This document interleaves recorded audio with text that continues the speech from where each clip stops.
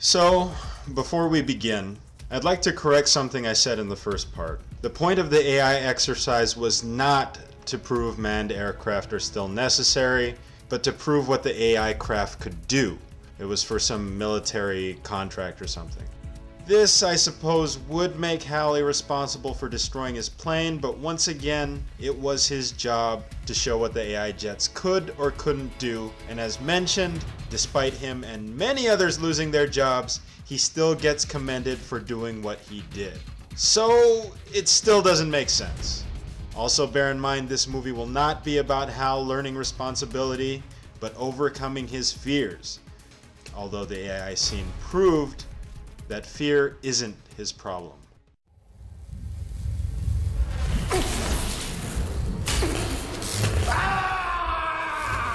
Okay, so Hal is naked and screaming. What are they doing to him? I don't know, giving him powers? But the ring gives him powers.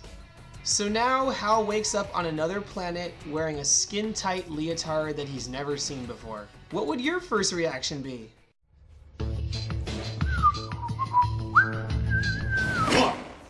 Gosh, this movie is so easy to relate to.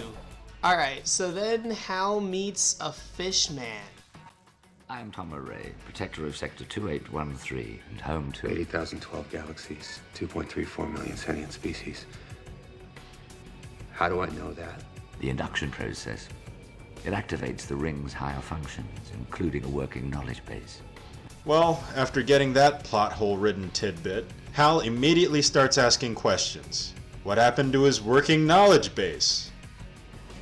And here is? He should already know that. He has a working knowledge base. What is that? It's the energy that's generated from the central battery.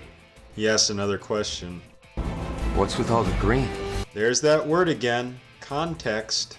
So then Hal meets Kilowog, a tough Green Lantern who decides to act like a drill sergeant as he trains Hal to use his powers. You want to be a lantern? You gotta commit to the core. Despite the working knowledge base, Kilowog continuously keeps explaining things to Hal throughout the entire scene. Now, in the animated series, Kilowog was voiced by Dennis Haysbert, an actor who did a good job portraying a tough guy with a sweet side.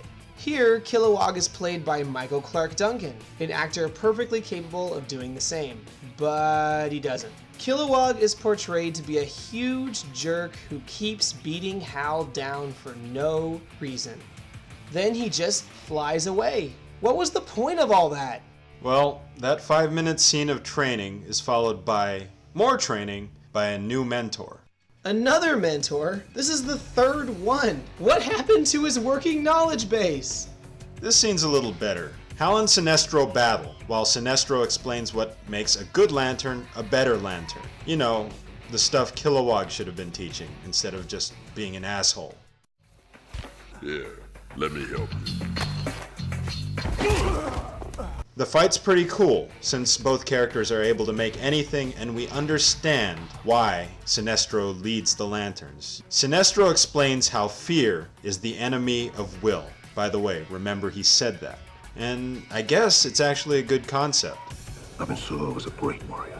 You insult his memory by wearing his ring. It's my first day! So Hal goes home and Sinestro talks to the Guardians. Guardians are big tall guys that tell Green Lanterns what to do.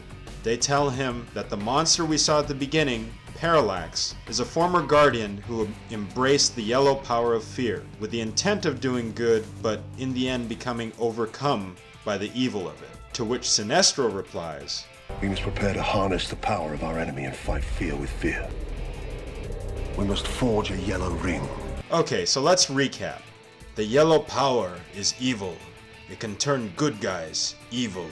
So then we must also use yellow power, because I'm sure the same thing won't happen to us. What an awesome plan.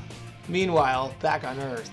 Hal is invited to a party where everyone is celebrating all those people getting fired. I mean, the contract for the AI jets, of course, which apparently was the result of Hal getting everyone fired.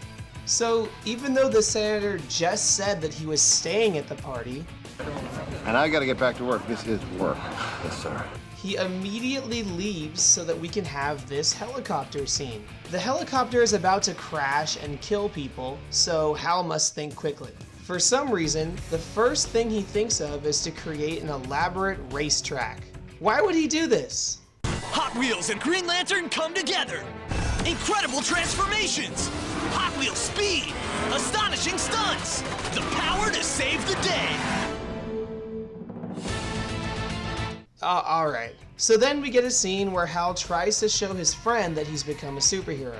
But the ring doesn't work because Hal forgot that it needs to be recharged.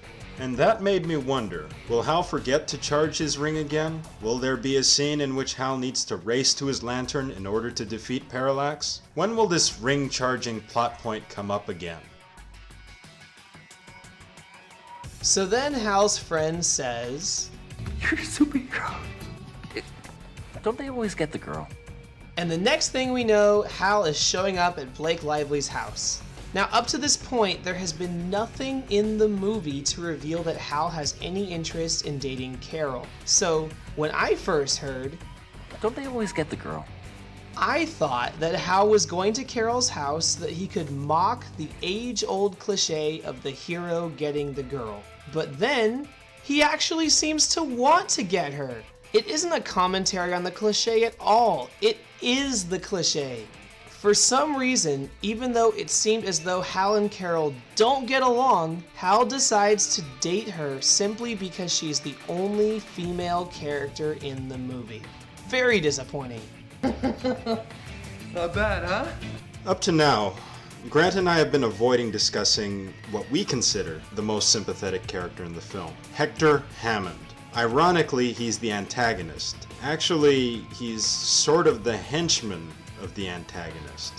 Hector Hammond is a scientist whose father is an important senator. Constantly feeling like a disappointment, Hector envies Hal for his youth and success. While dissecting the body of the dead alien that Hal met, he's exposed to yellow energy that causes him to mutate into a deformed monster with psychic powers. Through these powers, we get another revelation about Hector when he talks to his father. I'm on a subcommittee overseeing the agencies involved. Top secret. It was you. That's why they chose me. Don't be naive, son. It's the way the world works. You have to seize an opportunity when it presents itself. He'll never get it. Just wasting his life away. What an embarrassment. So now we know not only Hector's motivations for hating his father and his resulting disgust at everyone's opinion, but we also learn that he's against nepotism, despite the success it got him. Does anyone else like him better than Hal? Not bad, huh?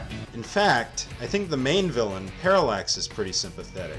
Here, we have a guardian who sought to help the universe by risking his life by embracing the yellow power of fear, and he gets consumed by it and is forced to turn evil. Talk about tragic.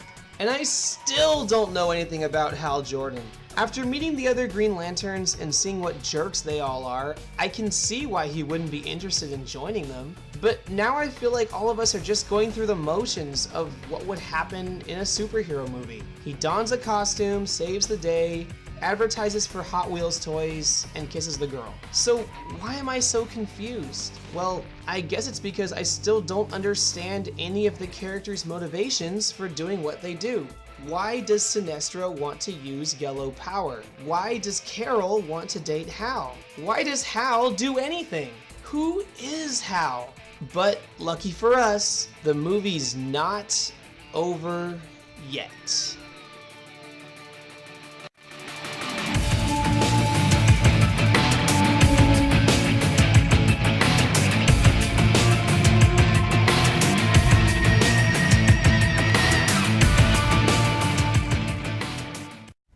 Brightest day, blackest night. No evil shall escape my sight.